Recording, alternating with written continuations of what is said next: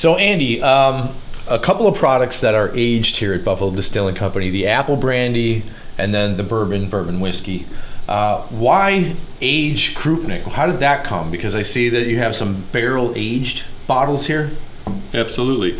Well, you realize that a lot of these spirits, you put them into barrels and age them out, and they really transform into something completely different.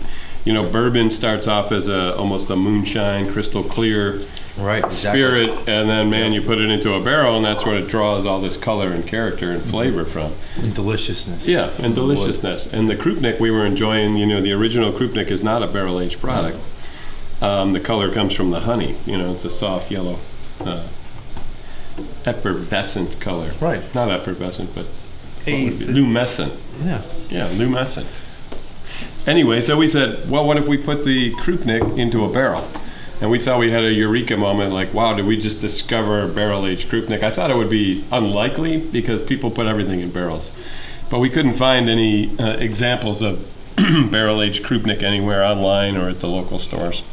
Mm-hmm. So we put it in barrels, and we released that last holiday season. So after Dingus Day, we got ready, and we released what we thought was the world's first barrel-aged Krupnik. And that aged out at how long? 8 months was that? Yeah, about 8 months. Around there. Yeah. And really, the flavor, like I said, you put something into a barrel, and it really transforms, and it becomes like a whole different animal. It has complex. a lot of the same character, but it gets much more complex. And we were like, wow, this is delicious. Yeah. So we're on track with that. We did find out, however, we had a visiting distiller from Israel of all who places. has a still on the Galilee. Put your hand in the hand of the man from Galilee, as we did that day. And he's a distiller, and he was blown away that we make Krupnik because not that many people do. And he's been around the world talking to distillers. But he also barrel ages his Krupnik. No kidding. So we said, wow, maybe only 2 in the world are doing it. And these bottles here, this is the limited red tip edition. So this is for Dingus Day 2019. Oh yeah, and this wax dipped, very classy, delicious. Looks great. And we're going to have the release party for this. This will be the first Dingus Day we've had barrel aged. So we're releasing the barrel aged Krupnik Saturday, April 6th, with a full polka party, full Polish menu. Wow. Who's playing this year? We have Special Delivery. Special Delivery. Yeah, some great local polka rockers. They're fantastic. At the party, we're going to dedicate a barrel of our barrel-aged Krupnik to the Buffalo Sabres Stanley Cups run. So, I mean, we've all been fans since '73, since they since 1970. They joined the league. Yeah, 1970. Yep. I wasn't a fan until '73, but.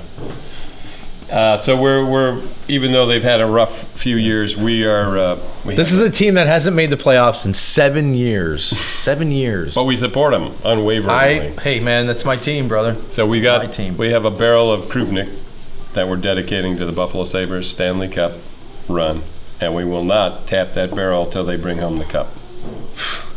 So it could be as early as next June.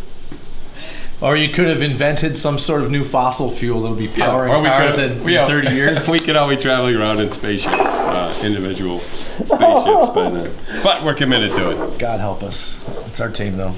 All right, so let's try a little bit. Yeah, let's get into this. This year's barrel-aged Krupnik. So this is aged about what, another 8 months? 8 months again. Okay. And the other thing too, Andy, when you're aging this out, are they previously used barrels from the whiskey? Absolutely. Oh, okay. So it's not a brand new. Yeah, the bourbon has to go into new barrels. That's part of the bourbon law. Right. Oh, yeah. That's what I mean. Have to be brand new charred American white oak. Mm-hmm. So then what we do is we use, a handful of those barrels for the Krupnik. It doesn't smell too smoky or too. No. Too. It's not going to be. We're not going to be any trouble of over oaking this. I think it's just going to get more delicious each batch that we can age out, right? It's just a little bit different than, I would almost say, it thins the honey out. Mm-hmm. It's a little bit more, it's not as... There's other flavors competing with the honey now. That's what I mean. Because you're pulling sugars out of the barrel, you're getting a little whiskey out of the barrel, you're getting different tannins out of the barrel, different sugars from the barrel. Definitely taste the oak, though. Oh, yeah. It finishes with it. It's decidedly different. And I enjoy both of them, the lighter version and then the aged one. Just two different animals almost. So delicious. Awesome. Thanks, Andy, for the conversation. Really appreciated your knowledge and the tasting on the Krupnik.